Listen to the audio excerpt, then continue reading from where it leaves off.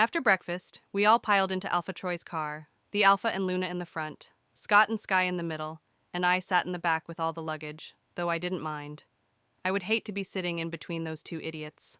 The drive was long, and we only stopped once for lunch. Alpha Troy wasn't the type to prefer the journey, not the destination. He was very much to drive from A to B and then go home, but finally we arrived in the Lycan territory. We stopped at a large gate where several cars were paused. Name? A large black man with a very big mustache asked when we finally made it to the entrance of the gate. Alpha Troy of the Calco Pack, Troy announced proudly. The guard looked through the window and scanned the car before looking down at his iPad. Right. He nodded and stood up. You're in the West Tower, and the room information and the city's laws have been emailed to you. Read them thoroughly. We don't make exceptions for rule breakers, not even for alphas. Off you go. You're holding up the traffic. Troy glared at the guard but chose to ignore his attitude, and we drove on as a large dragon flew down beside our car and transformed into a gorgeous Asian woman. Cover up for goddess's sake! We heard the guard yell at her before we were too far away to hear anymore. After another hour of driving through a gorgeous golden city, half covered in plants and flowers, we finally reached a large tower half carved into a mountain. The Lycan city was 1,000,000 times more beautiful than ours was. I wished I could live here forever. I felt a strange sense of belonging when I got out of the car and stretched. It almost felt like I'd been here before, kind of like I was returning home rather than visiting for the first time. How strange. Perhaps my mate was here after all, I hoped. I pulled out my duffel bag and threw it over my shoulder before following Luna Morgan, who was looking at her phone. Kids, make sure you read these rules. She turned to us. Scott, you've been here before, so I expect you to lead the girls by example. Don't worry, Mom, he said, and placed his arm over my shoulder. I will take good care of Maddie. Thank you, darling, she smiled at her son. You're always such a big help. When she turned back towards the tower, I shoved Scott off of me, but he growled softly and gripped my wrist. Don't push me, Wolfless. He linked me angrily. I still owe you from this morning. I pulled my wrist free and continued on after the Luna. I hope he breaks one of the laws and gets his head cut off, I said to Ava, who I hoped was listening. Stupid pig of an alpha. We all headed inside the large and very impressive lobby where several werewolves and fae were wandering around chatting happily. The atmosphere of the upcoming ball was filling the air, and I even found myself getting excited. Finally, we'd checked in and headed up to the 7th floor, much to Alpha Troy's disgust. He was furious that an alpha wasn't given a suite on the top floor, but he was told all the bigger suites had been filled up by the Lycan alphas who were attending the ball, and as this was Lycan territory, they had priority. I didn't mind, though. The suite we were given was far grander than anything I'd ever experienced. We walked in through large carved wooden doors. Immediately in front of us was a beautiful water feature wall on a marble floor. On the left and right of the water feature was an opening that led you into the lounge room, equipped with a massive TV, a long black sofa that could fit 5 people easily, and 2 smaller sofas, along with a coffee table lined with various pamphlets. Through the lounge room was a large dining table, and behind that was a kitchen with all the usual things you'd expect in a kitchen. Besides the TV was another opening that led to 2 bedrooms and a bathroom, and on the other side of the lounge room beside the sofa was yet another opening that led to 2 more bedrooms and a bathroom. Kids, Luna Morgan said as she placed her purse down on the dining table, go pick a room and get settled in, and Troy has a few meetings this afternoon, so we'll get changed and go explore the city until dinner. Yes, Luna. I nodded and followed Sky to one side of the suite. I had no intention of sleeping on the side with Scott. I want to go see the mall, Skylar announced as we headed towards the rooms. Apparently, they have an indoor ski resort. Can you believe that? Oh, I guess you can't ski, as you've never been anywhere. This must be so thrilling for you. I glared at her. You might want to check a mirror before we head out again. I commented, you have mustard on your cheek from lunch. Without another word, I went into the bedroom and shut the door, happily listening to Sky scream angrily and march into her own room. Wow, just wow. This bedroom was wonderful. A huge king bed sat in a carved-out section of the mountain, giving it its own space. There was a desk to my left, where a closed door was placed. I must have been for the bathroom. And on the right was a fireplace and two sofas. And behind that was a glass wall and doors that led into another carved-out cave of the mountain, with a glass wall overlooking the city. I couldn't wait to see the view of the city tonight, when it was all lit up. I placed my bag down on the desk and changed into a pair of jeans and a pretty white top before returning to the lounge room. Luna Morgan was kissing Alpha Troy goodbye at the door, while Scott sat on the sofa with his legs up looking bored already. But Sky took another half an hour to come out of her room. She'd clearly taken a shower and changed into a red low-cut dress and denim jacket.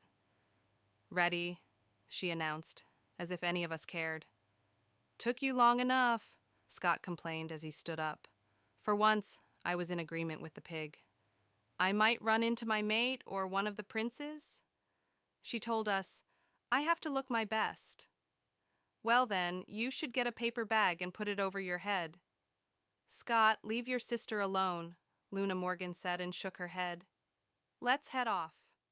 Admittedly, I had a very fun afternoon, which was rare considering I hated 2 out of the 3 people I spent the afternoon with. We explored parts of the city, and Sky dragged us shopping before meeting up with the Alpha again and having dinner in the tower's dining room. I had never in my life had such an amazing meal.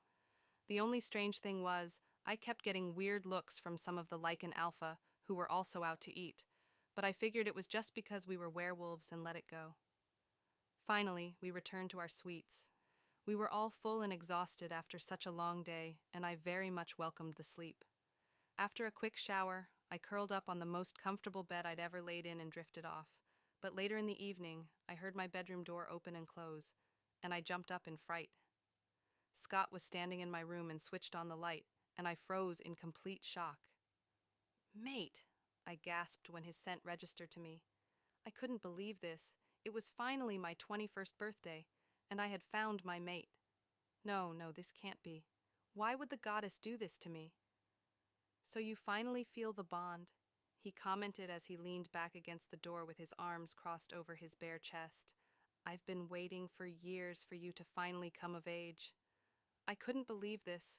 No, I must have drifted into a nightmare. Yes, that was it. I was having a nightmare. A very vivid, horrific nightmare. I stared at Scott with wide, shocked eyes. I think I was going to be sick. I hated this pig more than anything, more than anyone except his father, and he was my mate. "Are you going to say something?" "I will when I can stop myself from throwing up," Scott growled and took a step forward. "You should be kissing my feet and begging me to keep you." He snapped.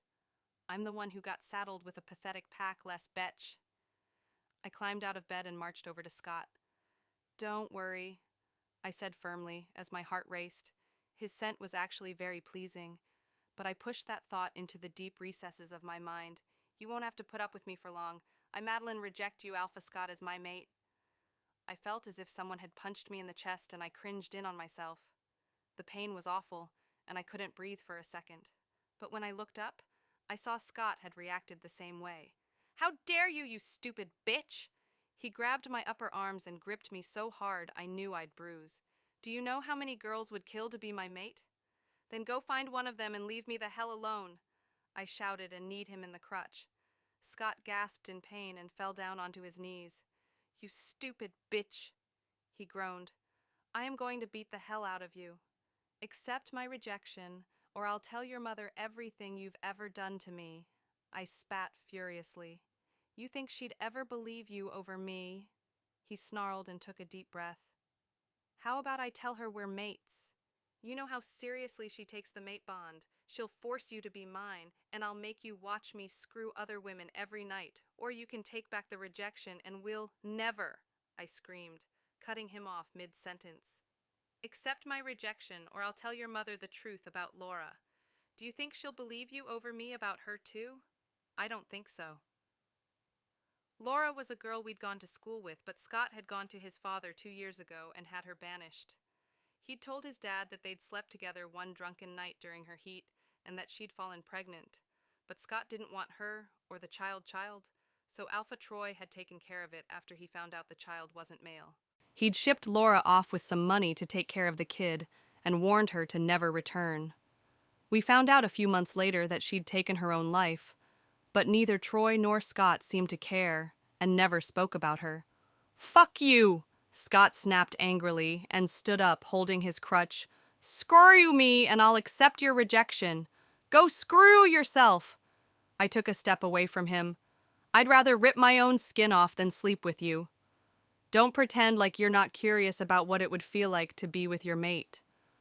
"You're not my mate," I told him with disgust. "You're my nightmare. Now accept my rejection. You just wait until I'm head alpha." He threatened me. "I will make you pay for this. I, Scott, future alpha of Calcopac, accept your rejection." I cried out in pain and fell to my knees as tears filled my eyes and a crushing sensation grasped my heart. "You will pay," Scott threatened again, and I heard him slowly leave the room. I crawled over to the door and locked it before curling up on the cold ground and weeping. I hated Scott more now than ever, and I felt sick to my stomach. All my dreams of finding my mate and being free were now taken from me. I'd be trapped in Calco forever. I didn't remember falling back to sleep, but I must have because I woke to a loud tapping on my door and sat up. My whole body was aching, and my bones were stiff from sleeping on the ground, but I got up and put on a brave face. "Yes," I asked as I pulled open the door. "Good morning, Madelyn." Luna Morgan greeted me, "Happy birthday." Oh, that's right, it was my birthday, but just like every year, I had no desire to celebrate. "Thank you, Luna," I said, but my voice came out crackly, so I cleared my throat. "You're late for breakfast. Aren't you feeling well?" she asked. "You look awful." "How can you tell?" Sky commented as she walked out of her room wearing a bright yellow dress. "She looks like she does every day to me." "Go eat," her mother said firmly before turning back to me. "Actually, I'm not feeling too well," I admitted. "Would it be okay if I stayed here and slept until the ball?" "Of course, dear." She touched my face. "Get some rest. What an awful way to start your 21st year." "You have no idea." I nodded and shut the door. After a quick shower, I climbed into bed and curled up again. I couldn't believe how terrible I felt. I rejected him, and I shouldn't be the one in pain right now. I hoped he was suffering too, and he deserved it.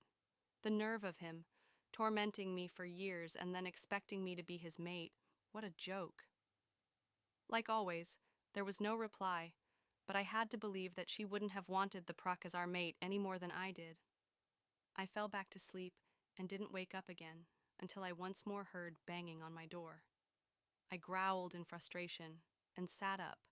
I forgot for a moment that I wasn't at home and was shocked to see I wasn't in my bedroom, and then everything came flooding back.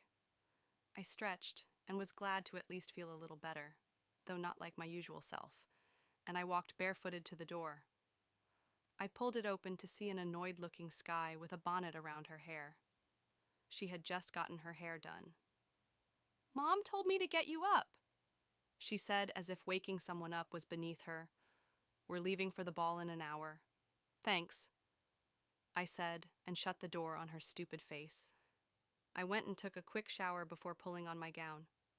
Was it only yesterday that I was so excited to go tonight, and now all I wanted was to hide in my bed? I had plans to do my makeup and pull up my hair, but I didn't even bother now. Once I slipped on my black shoes, I wandered out to the waiting family all dressed up. The men in tuxes and Luna Morgan and Sky both have elegant ball gowns and both with their hair done into intricate braids, Dawn with jewels. "Finally," Alpha Troy said lazily as he checked his watch. "Let's go." "You look lovely, Madelyn," Luna Morgan told me kindly, "but you still look a little sick. You can go to the ball for an hour or two, but then I want you back in bed to rest." "Yes, Luna." As we headed out of the suite, I noticed Scott staring at me with lust and anger, but I also noticed he didn't look well either, and he didn't hold himself with his usual arrogant manner. Good he was suffering too. "The same goes for you, Scott." She turned to him. "You both must have caught something in the city or maybe food poisoning. Did you eat the same meal last night?" "My sweet, they're fine." Troy waved his hand. It's probably just a bug. Who knows what they could have picked up here with so many packs around. They'll be good as gold by the time we leave in a few days. Crep, a few days? I'd forgotten that we were staying here for 5 nights because a few of the alphas were in negotiations with the king. I looked at Scott angrily. How was I meant to avoid him? I ignored Scott and focused on the queue of Lycans, werewolves, and a few witches in line for a shuttle bus that would be delivering guests to the large packhouse tower in the center of the city. I saw it all lit up last night before I went to sleep. It was beautiful, and I couldn't wait to visit. It would be a welcome distraction from the disappointment that was this day. Finally, we reached the tower, and the excited buzz in the air was intoxicating, and for a moment I forgot how depressed I was. Everyone looked so lovely in their gowns and tuxedos, and even the dragons, who preferred no clothing at all, were in very lovely, if not a little too revealing for my taste, dresses and suits. Sky patted down her dress and checked her makeup before linking her arm with her brother and walking inside among the sea of guests. We slowly made our way into the various elevators and up to level 24 where the ballroom was. It took up an entire floor with a massive balcony and a small garden that wrapped around the entire level. My jaw literally dropped when we wandered out of the elevator. We were greeted by servers in golden suits, all holding drinks trays with various beverages. I took a lemonade. I wasn't thirsty, but I liked having something to do with my hands. I followed my Alpha and Luna past a golden archway and out onto a stunning black glass floor. Millions of sparkling lights hung over my head, making me feel like I was in the stars themselves. There were also golden, black, and red balloons around the rooms, along with other decorations. In the center of this part of the floor was a large bar, where about a dozen bartenders were mixing drinks and chatting happily with other guests. Alpha Troy led us towards some tables, and I could see a band playing soft music in front of an open area, which I assumed was for dancing, though no one was using it yet. More waiters were walking around with trays of food and more drinks, while several guards stood at attention throughout the rooms, just keeping an eye on the guests. A strange but wonderful scent flowed all around me as we turned past the tables and further into the room where a few other werewolf alphas and their mates were standing around talking. I stopped in my tracks and looked around for an explanation of the smell, but the room was filling up fast and I couldn't pinpoint it. If I hadn't already found my disgusting mate, I'd have thought that scent came from him. It smelt 1,000,000 times better than Scott's scent. Chocolate and rain and something else I couldn't identify. "Maddie, what is it?" Luna Morgan asked. I thought I smelt. I shook my head and turned back to Alpha Troy and Luna Morgan, who were staring at me with strange looks. "It doesn't matter." "Do you smell your mate?" Luna Morgan asked excitedly, and looked around the area as if she'd seen someone who was holding a sign declaring themselves mine. "Is that what you smell?" "No, Luna," I responded and looked back at her. "It's nothing. I don't have or want a mate." "Well, then stop dawdling." Alpha Troy scolded me again, and once more began to lead us to the others. I took another scan of the room before I realized Scott was still glaring at me, so I quickly followed after his parents, not wanting to be alone with him. For the next half an hour, I watched Sky getting introduced to several alphas and their sons. But with each new guy she met, Sky was getting grumpier and grumpier. It was obvious she wanted to meet her mate tonight, but she wasn't having any luck. I, on the other hand, kept smelling that scent throughout the crowd of guests. Every time someone would move past me and stir up the air, I'd get hit with it again. I walked around the crowd exploring, but I was getting sick of Scott glaring at me, so I went to go hide out on the balcony when Scott's large hand wrapped around my upper arm and pulled me in. I gasped angrily as Scott spun me back towards him. "Get off of me!" I snapped as he pulled me further away from the crowd to a corner of the room. "No," he said as his grip tightened. "Where are you going? To find that guy you smelt earlier." "I don't know what you are talking about now. Get lost." "What do you think happened?" He stepped closer and leaned down. "The goddess gave you a second chance, mate. If you think I'll ever let you go, you're crazy." "You're the crazy one," I snapped, but I froze for a second when I smelled that amazing scent again, only this time it was stronger. "Why must you be such a bitch all the time?" Scott asked. "You are mine." I am not letting your fucking rejection stop me from having what I'm owed. I will take Brianna as my chosen, but I will not be denied my mate. I will move you to a cabin in the woods, and you can be my mistress." "You're what?" I snarled and tried to rip my arm free. "You're insane. I would never. You don't get a choice." He cut me off and gripped me even harder. "Scott, get off. You're hurting me." A loud growl echoed out, and several guests that had been around us jumped back in fear as the most gorgeous man I'd ever seen marched over to us and grabbed Scott's wrist and ripped him off of me. "Get off my mate!" the stranger yelled. What? This wasn't possible, but I knew it to be true. This man carried the intoxicating scent I'd been smelling, and my heart raced in delight. He was perfect,